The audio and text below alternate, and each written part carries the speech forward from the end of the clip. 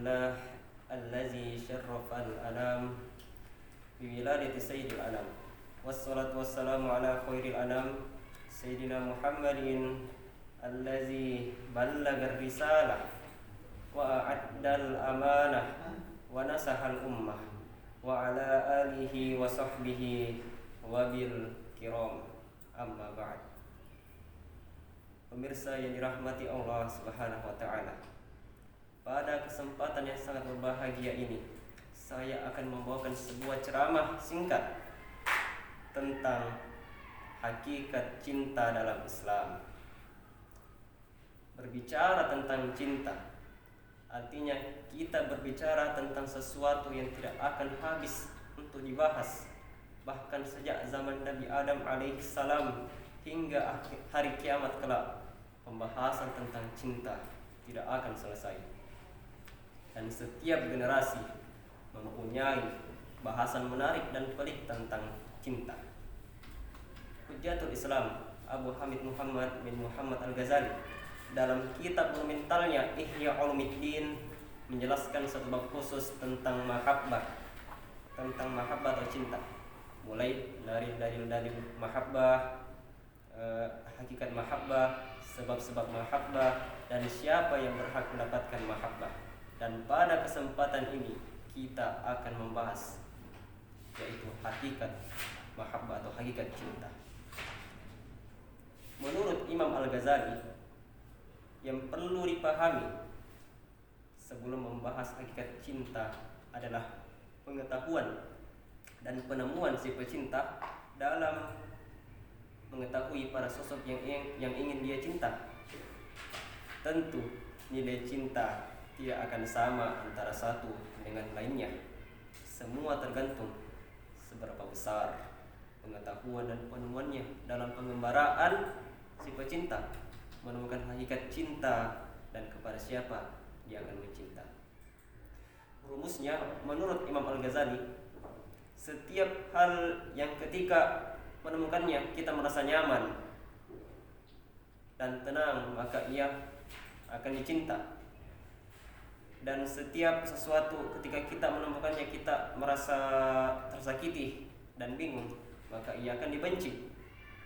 Dan setiap sesuatu yang sama sekali tidak berdampak bahagia dan duka, maka tidak bisa dianggap sebagai sesuatu yang dicinta maupun dibenci. Karena ya, definisi yang ditawarkan Imam Al-Ghazali dalam kitab Ihya Ulumuddin juz 4 halaman 296, al-hubbu ibaratu an maili tab'i ila syai'il mulazzim. Cinta adalah ketertarikan, ungkapan dari ketertarikan suatu watak terhadap sesuatu yang dianggap lezat. Juga penting dipahami, jika kadar cinta sesuai dengan pengetahuan dan penemuan si pecinta, tentu akan menjadikan nilai cinta menjadi berbeda. Misalnya, mata akan senang dengan sesuatu yang indah, atau telinga kita akan senang ketika mendengarkan irama-irama yang merdu, dan hidung akan senang ketika kita mencium bau-bau yang harum, dan indera perasa akan senang ketika kita memakan suatu makanan yang lezat. Maka begitulah rumus yang disampaikan oleh Imam Al-Ghazali, seolah beliau hendak mengatakan bahwa cinta itu bersifat universal, tidak selalu tentang materi, akan tetapi nilai cinta sesuai dengan posisi masing-masing. Pemirsa yang dirahmati Allah Subhanahu wa taala, Imam Al-Ghazali membagi cinta menjadi 5 kategori. Yang pertama, cinta kepada diri, keberadaannya dan kesempurnaannya. Yang kedua, cinta kepada setiap orang yang berbuat baik kepadanya. Yang ketiga, cinta kepada orang-orang yang selalu berbuat baik kepada orang lain, walaupun kebaikan itu tidak diperbuat untuknya. Dan yang keempat, cinta pada setiap sesuatu secara materi, seperti kecantikan, ketampanan, etika baik, ucapan lemah lembut, dan lain sebagainya.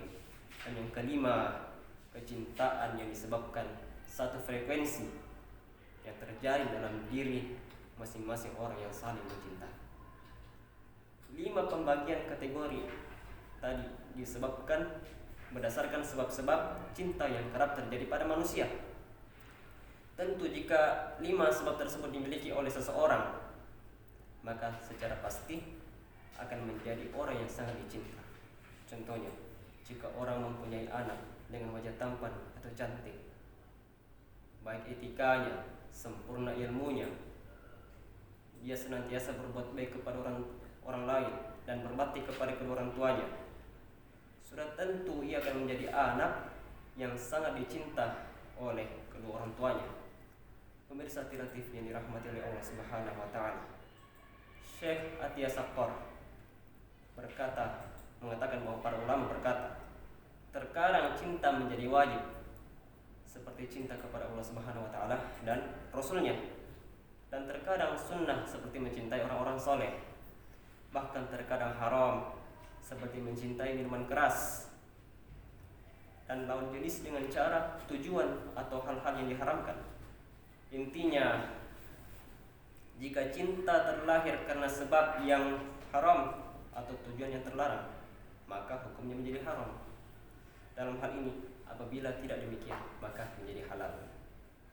Tapi perlu diingatkan pada para pemuda dan pemula agar tidak menjerumuskan diri dalam gelora dan syahwat kepada lawan jenisnya. Profesor Quraish Shihab mengungkapkan bahwa Islam adalah agama cinta. Mengapa Islam dikatakan sebagai agama cinta?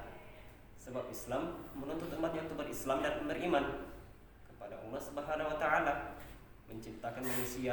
Allah Subhanahu wa taala menciptakan manusia tidak hanya dilihat dari konteks keimanannya, tapi dia juga menciptakan alam dan segala isinya untuk manusia. Semua yang ada di langit dan di bumi ditundukkan oleh Allah Subhanahu wa taala. Oleh karenanya, cintailah Allah karena dia mencintai manusia.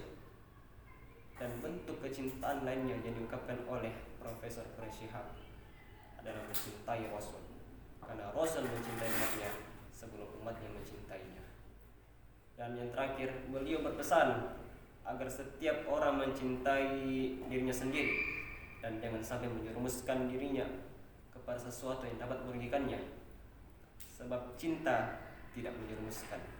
Cinta adalah anugerah apabila kita bisa mengendalikannya. Sekian dari saya. Bila ada kesalahan yang kurang, mohon dimaafkan. Wallahu a'lam bishawab. Wassalamualaikum warahmatullahi wabarakatuh.